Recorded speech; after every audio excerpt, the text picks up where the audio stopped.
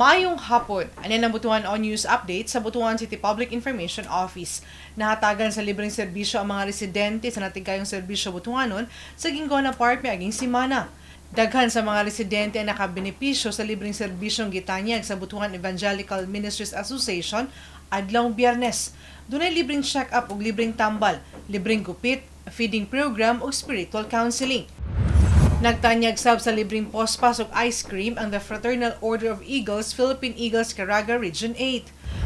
Samtang adlong Sabado nang hatag sab og mga tsinelas ug tubig ang Butuan Bankers Club sa mga residenteng miadto sa Ginggona Park.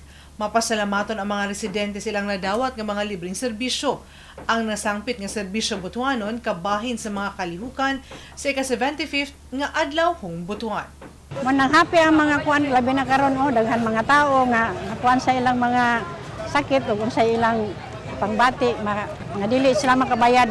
Ang tinguha nato is a multi-purpose, dili lang sa kaning feeding kundi tanan ng mga social services nga ma-offer na mo para nga ang mga katawhan sa Butuan matagaan og pagtagad ng mga pipila ka mga concerns, especially sa panglawas nga bahin.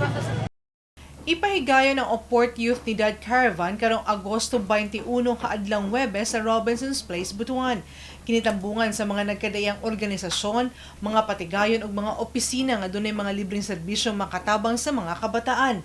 Gawas sa Oport Youth Nidad Caravan, duna sa ipahigayong Youth Congress sa susamang adlaw ug joint seminar workshop sa CYDC members ug SK chairpersons karong Agosto 22 ug 23. Gipangunahan sa City Education Development Department katambayayong ang SK Federation sa Butuan sa pagpahigayon sa kalihukan.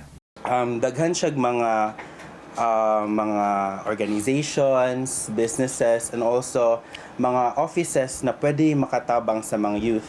Karon na po yung mga, if ever gusto si youth na mo enter og mga agricultural, na po ay mga legal aids, ana. So kung unsa ilang gusto, pwede dito ma-providean sila. Tanan na ang na dito na caravan provided sila og mga advices, makahatag pod sila og mga partnership sa ilaha pong schools, maka-provide og mga promotional activities for their school. So the caravan gives not just only in-school youth again, but as much as possible lokop na to tanan, wala tay pili. Og mo kadto mga updates ning adlaw alang sa bang mga updates, i-follow like ang official Facebook page, TikTok, Instagram ug subscribe sa YouTube channel sa Butuan City Public Information Office. Ako si Charmaine Awitan. Daghang salamat.